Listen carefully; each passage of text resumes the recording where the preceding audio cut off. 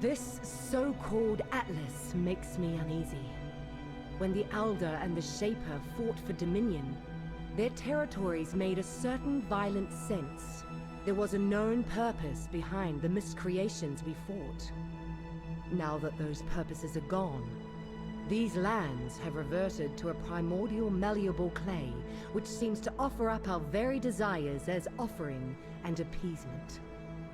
Long ago, before I was exiled, indeed before I truly knew the uncouth adult realities of humanity, I wandered a hall of mirrors at a carnival in Theopolis. By flickering torchlight, I saw myself reflected into infinity, finally obscured not by any horizon, but by the darkening and shrinking of my own image, as it grew more and more distant behind echoes of itself. The mists of the Atlas are the same. There is no fog, no humidity, no obscuring and coiling haze. There is only my will, my thoughts, and my expectations reflected as countless echoes through a vast and immeasurable space. A pure being might make this a paradise, but we are mortal and brimming with vices. Desire is the true enemy here. Veritania the Disciplined. For a brief time before we lost Sirus, I would have called these fellow exiles friends, perhaps even family.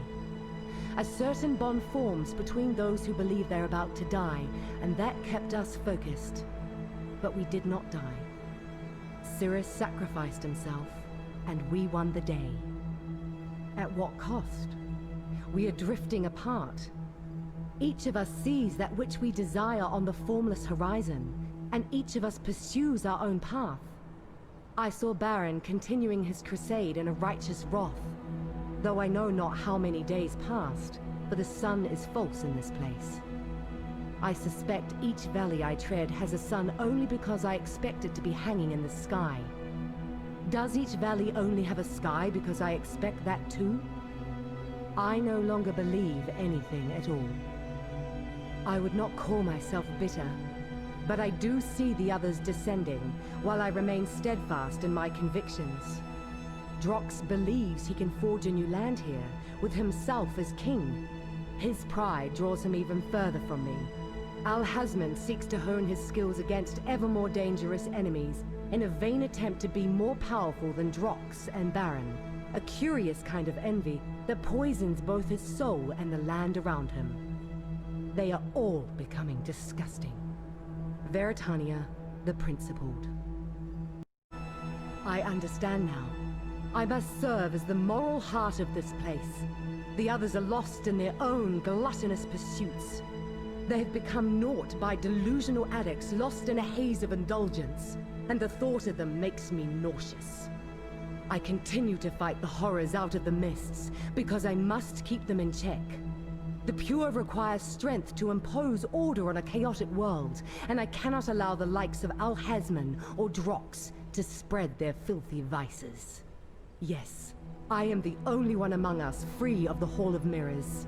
I am the only one still thinking clearly. I have to get us out of here before it is too late. I am the only one who can save us. Veritania, the Pure. Loathsome, foul creatures. This Atlas is infested with vice. In every direction they emerge from the mists, dancing, laughing, eating, drinking, and cavorting in grotesque exaggeration of mortal frailties. The smack of their lips as they chew grates on my ears. The gulps from their bulging throats as they down their wine fills me with fury. And the embrace of coins and jewels and golden treasure makes me shudder. Do you not see how repugnant you are? Stop consuming, stop partaking, and look at the abomination you have become. Every morsel you stuff down your gullet, and every lie you tell yourself just makes you that much more monstrous. You are changing. You are misshapen. Your mouth grows, your eyes bulge, and your hands bloat. Do you not see yourself? I shall save you from your own vices by purging your weakness. Veritania, the Redeemer. Baran. Prayer is the center of his regiment. All other activities are flexible, including eating and sleeping, but prayer time never shifts. Bad knees. Veritania insists on reading every night. Not sure where she got the books. Don't really care. Talks in her sleep. Just noises, though. No discernible words. Zana. Hiding something important. Not sure what yet. Probably related to what happened to the previous group. Keeps checking on us. Drox. Loudmouth. Does weapon drills late into the night. Sometimes I hear him patrolling around camp early in the morning. He must sleep, but I don't know when. The old man. Zana knows him. Grandfather? Mentor? Either way, he doesn't seem to recognize her. Impressive powers. Must be careful around him. The demon. Bad, bad, bad. No discernible motives.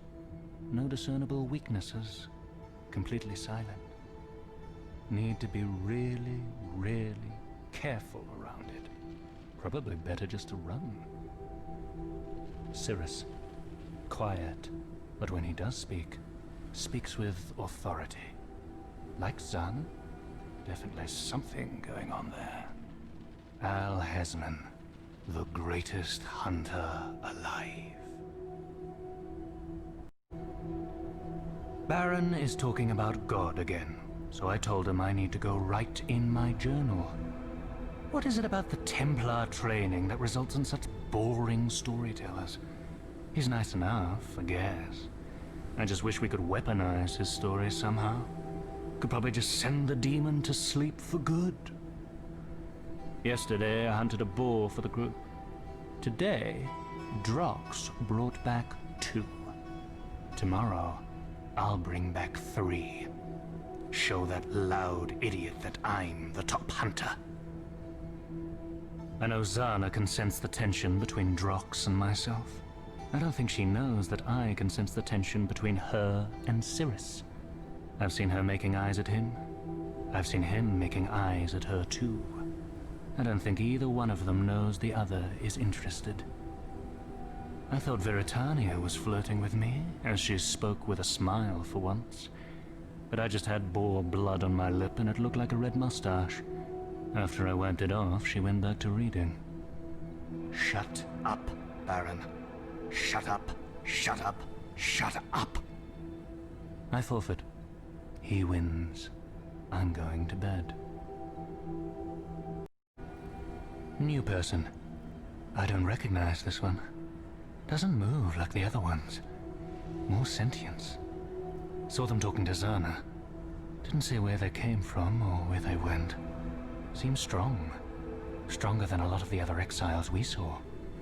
Would definitely have remembered this one if I'd seen them before. Maybe Zana hid them from us. Not as strong as me, though. Going to lay some traps. Test them out. See what they are made of. Then I'll kill Drox. I, Baran, son of Galahad, being of full age and sound mind and memory, do make, publish, and declare this to be my last will and testament. We shall soon meet a cosmic abomination in battle, in a place truly outside of all that is good and meaningful. Our chance of success, even by God's grace, is slim. To my good friends and allies, Veritania, Sirus, Drox, and Al-Hezmin, I bequeath to you my staff and plate mail.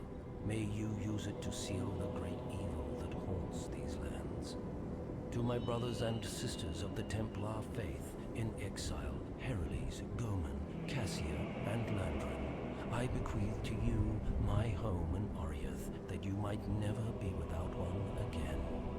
Signed, Baran, son of Galahad. My dearest Landron, It seems we may never leave this strange place. Our guide claims the device we used to come here has been broken and cannot be fixed, and that it would take a miracle for a path home to open. Unfortunately, we know the value of miracles. I can only hope that perhaps some intrepid explorers will discover this place and see to it that this letter finds you, though that could be 1,000 years from now. How I wish I could have spent but a few more moments with you, and felt your hand in mine just one more time. Fate has seen to it that, like our days in the courts, duty must come before desire. Know that I did it all so that you might be safe. I hope you find happiness. Yours eternally, Baran. To the discoverer of this letter, what transpired here in this strange and twisted realm is beyond comprehension. An evil older than time itself roamed these lands, feeding on the memories of Valdo Sirus, a son of Ariath. Alas, the fiend that fed upon him was powerful beyond measure and unerring in its desire to spread what we discovered was known as the Decay. I know not how long we pursued the demon. Long enough that my allies began to show signs of madness. We'd surely have fallen to the evil were it not for Sirus's courageous leadership and his sacrifice. We could find no way to slay the demon, though we tried countless times. It was the daughter of Valdo who found a way to seal it, though it cost Porzana her father, rest his soul. Our gambit would have failed were it not for Sirus. The demon would not give in, clawing its way from Zana's device. Sirus, he leapt onto it. We saw the demon tap into his body, at last relinquishing its grip. Sirus and the demon spiraled into the trap and out of our reality, both gone. Then Sirus was there once more. None of us witnessed his return. His eyes did not move, he did not blink, and his mutterings, mad and unceasing. Then his face contorted in ways I'd seen only from men possessed by the Black Spirit. He struck at us again and again. We could not restrain him. We had to flee that place. That is when we discovered our path home was sealed. Valdo's daughter had sabotaged our return. I do not know how long we have been trapped here. Weeks at least, possibly years. Time in the Atlas is a mirage. Please, dear reader, if you have an ounce of sense in your body, do not dwell here. Return to Ariath or wherever it is you are from. Tell of Sirus's heroism and sacrifice, and leave him and us to die with the secrets we uncovered. Baran, the Faithless. He has gone silent. At long last, he has finally ceased his mad mutterings. It was inescapable. No matter where we tread, where we hid, where we sought solace, his mutterings found us. Even when we splintered, his voice wrapped around our heads like a snake, squeezing every other thought into warped shapes. I could not hear God's whispers with such constant noise. I dare not visit him now. I want only to escape this prison and punish that insolent blasphemer, Sirus, for her foolishness. Then, perhaps, I will return here with an army and take the Atlas. What better show of faith is there than the establishment of a nation in God's name? And then, whatever God whispers. He has shown me a door, the stones, the paths they reveal. I need only find the right key. God Almighty, I am your servant. I am your sword. I am yours, mind, body, and soul. And I promise I will deliver unto you all you wish to have. Baran the Blessed. There is always another verdant hill over the horizon in these untouched endless lands. Once exiled and left with nothing, now I have found a realm where life can be built anew. Now that the Elder and Shaper are gone, we can craft a kingdom of law and justice here. We can leave the militant domination of the Templars behind. No more will we have to fear those in power, for I shall be the one who leads. And by my strength, the law will be equal and fair for all. A dream, perhaps, but one that I can make a reality through force. Each valley whose threats I fell is one more valley for the people I will one day bring here. They will be free, and I will be their lord, ruling by the people's respect rather than through fear or religion. Drox the Just. Each valley I secure adds to the width and breadth of my land, yet when I return they seem populated by phantasms and twisted imaginings once more. Are the mists coalescing into feverish creatures as soon as I move on? Or am I unable to find my way back along my own path? A kingdom lost in fog is no kingdom at all. Yet I find that the mists hearken to my expectations in subtle ways as my strength grows. Perhaps I can control this realm with greater finesse as my might becomes unquestionable. Yes, that is the key. I must grow stronger. Only then will my kingdom become real. Drox the Mighty. I strike harder and move more quickly with each passing clash. Always I am on the verge of reaching that glorious flow of battle when my haste shall outmatch the mists. I feel it in my limbs, burning in my arms as I cleave the enemy in twain. It no longer matters what phantasm I fight, only that it falls in a single blow, making way for my next opponent. The dream is close. My kingdom is nearly within my grasp. I will have it, even if it means I must fight ceaselessly and forever. Raw might flows through me, and exhilaration is my constant companion. My people will have their home. Drox the Warrior. The people hail their king. They cheer for the awe and power of my reign as I fell enemy after enemy in a blaze of golden glory. This is justice. Free lands for a free people, raising their hands and shouting their hopes out of the mist as I obliterate the enemies that fill these lands. Finally, we are free. Through the force of our arms and the blade of justice, I shall never rest, so that my people may fill the valleys of the Atlas and prosper. They will know me as they know the sun, shining on them as I pass in a golden blaze. Drox the Warlord. I always wanted a purpose. I wanted to find my place in life. Had I known just what it would entail, probably would have tried to enjoy my purposeless life a little more.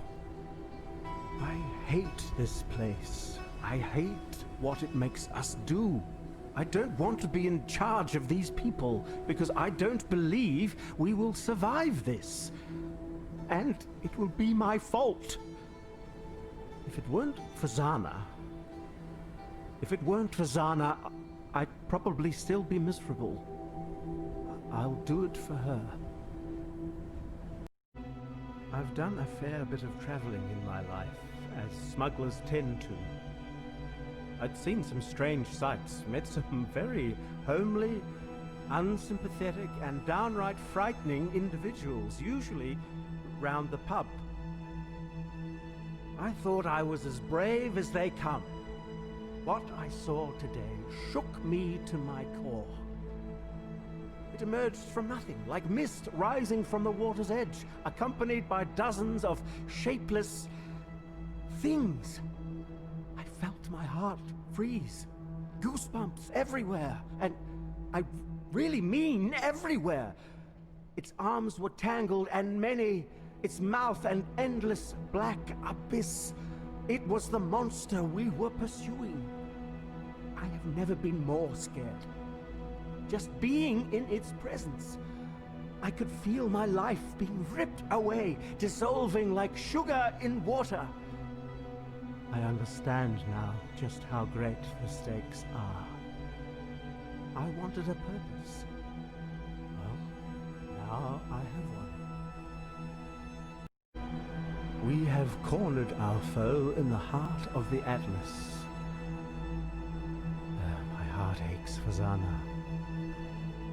Her father is caught in the center of this whole debacle, and I don't see any way he leaves this alive. Drox has been unusually silent all day. Al-Hezmin has been checking and rechecking his supplies. Baran and Veritania haven't even argued. We all realize this may be our last moments of life. To have spent so long pursuing wealth and notoriety. Gods, if only I could wind back the clock without meaning, without purpose, beyond my own selfishness. So much time wasted. If I survive after tomorrow, I'm going to tell her how I feel. They left me.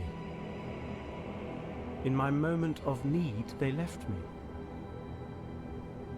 I remember seeing a light swallowed in an orb of darkness, suspended. I remember its hands reaching out for something to hold. Desperation.